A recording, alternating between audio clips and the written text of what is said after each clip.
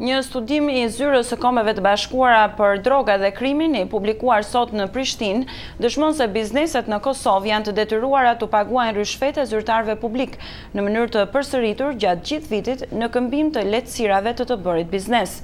Studimi është bazuar në anketimin e rreth 2000 bizneseve private në Kosovë. Një pjesë e konsiderueshme të cilave kanë pohuar se paguajnë rishfete, ndërsa një numër I vogël I tyre ka marrë guximin të raportojë këto raste. Nga Prishtina njofton korespondenti ynë Leonat Shehu. Një studim I Zyrës së Kombeve të Bashkuara për drogë dhe krim tregon se bizneset në Kosovë paguajnë mesatarisht 7.7 rishfete në vit, ose rreth një rishfet në gati çdo 7 javë. Këto të dhëna u publikuan sot në Prishtinë në raportin e kësaj organizate I hartuar në bazë të një anketimi të kryer me rreth 2000 biznese private në Kosovë, ku thuhet se 1% e konsiderueshme e bizneseve I u paguajnë rishfet zyrtarëve publik në mënyrë të përsëritur gjatë gjithë vitit. Në raport thuhet se korrupsioni dhe format e tjera të krimit janë një pengesë e madhe për ndërmarrjet private në Kosovë, ndërsa bizneset në sektorët e prodhimit industrial të furnizimit me energji elektrike, gaz dhe ujë janë më të prekurit nga rishfeti. Udhëheci I këtij raporti, Michael Yandel nga Zyra e Kombeve të Bashkuara për drogë dhe krim, tha se bizneset janë vënë në situatë kur është kërkuar apo edhe vetë kanë ofruar rishfet.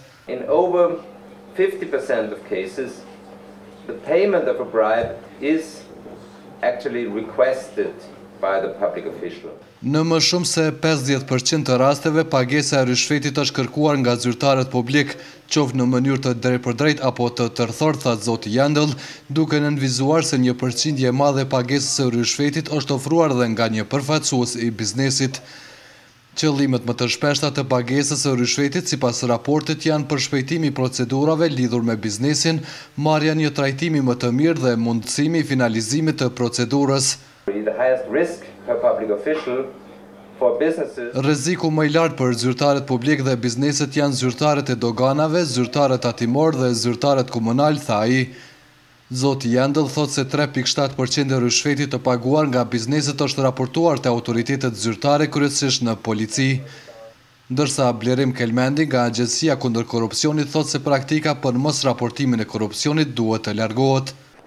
Institucioneve duhet që qytetarët t'i besojnë dhe të bashkëpunojnë me to.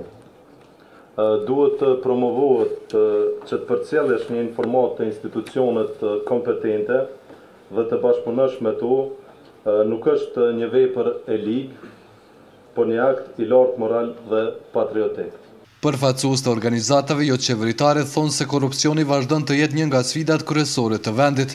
Ata thonë se Kosova ka shënuar përparim në nxjerrjen e ligjeve për luftimin e krimit të organizuar dhe korrupsionit, por shqetësim mbetet lufta reale kundër këtyre dukurive. Autoritetet në Kosovë thonë se janë të përkushtuara në luftën kundër korrupsionit, luftë kjo që është pjesë e kritereve të përcaktuara për përfshirjen e Kosovës në proceset integruese evropiane. Për Zërin e Amerikës, Leonat Shehu, Prishtinë.